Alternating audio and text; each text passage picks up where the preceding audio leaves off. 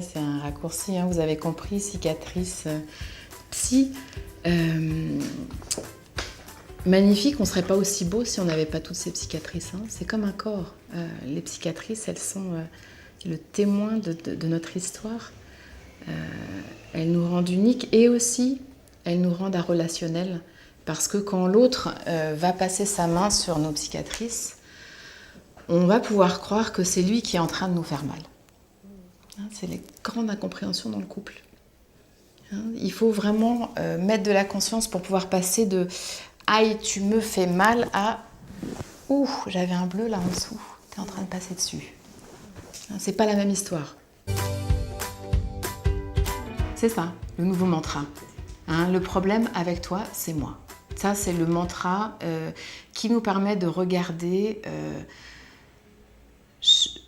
ça nous permet de passer de « t'es vraiment un affreux » ou « t'es vraiment une affreuse de faire comme ça » à « je suis une drôle de bestiole, moi. Qu'est-ce qui m'arrive hein? J'ai vraiment besoin de comprendre qu'est-ce que je suis en train de sentir. » Il y a une chose que j'aime beaucoup regarder, c'est les danses du couple chez les autres, quand on est avec des amis ou en communauté comme ça, et de se dire « tiens, c'est marrant, pourquoi elle réagit, elle? Tiens, oh, parce que chez moi, ça ne fait pas du tout la même chose. Hein » Et ça, c'est un signe. Je me demande toujours quand je suis blessée, vexée, impactée par quelque chose que fait mon partenaire, je me demande toujours, tiens, est-ce que ma meilleure amie, elle réagirait comme ça? Et je me vois déjà lui raconter qu'elle me dise, et alors hein? Est-ce qu'une autre femme au bout du monde, ça lui ferait ça?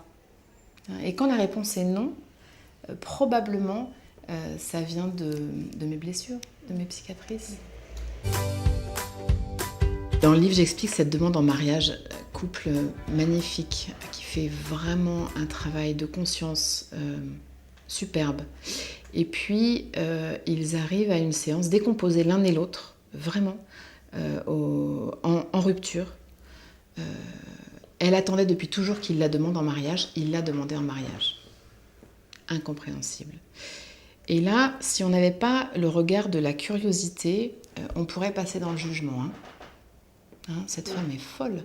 Ça fait des mois qu'elle veut se marier et là, ça va encore pas. Hein, on peut. Alors, la curiosité, c'est mon outil préféré. On devient curieux ensemble, les trois là, et puis avec un dialogue imago évidemment, on explore.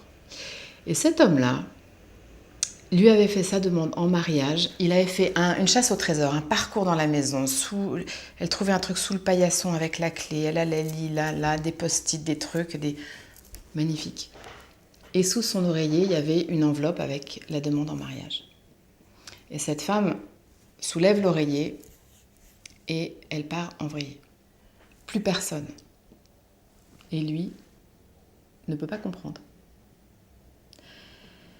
En refaisant l'histoire, on s'aperçoit que cette petite fille-là, qui est devenue la femme d'aujourd'hui, quand elle avait, je ne sais plus quel âge elle avait, 8-9 ans, peut-être un peu plus, je ne sais plus, il faudrait que je revoie mes notes. Un jour, elle rentre chez elle, et sous son oreiller, il y a une enveloppe de son père qu'elle découvre le soir en se couchant.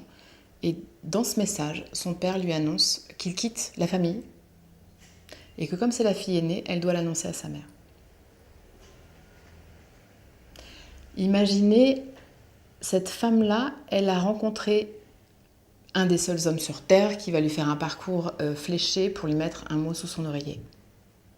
Et ce qui m'a le plus touchée dans cette histoire-là, c'est que la boucle est bouclée, et c'est vraiment ça qu'on va rechercher dans l'amour, et en passant par des trucs aussi durs, notre partenaire... il va aller mettre de l'amour là où il y a eu du désamour. Et c'est ça qui va nous faire grandir.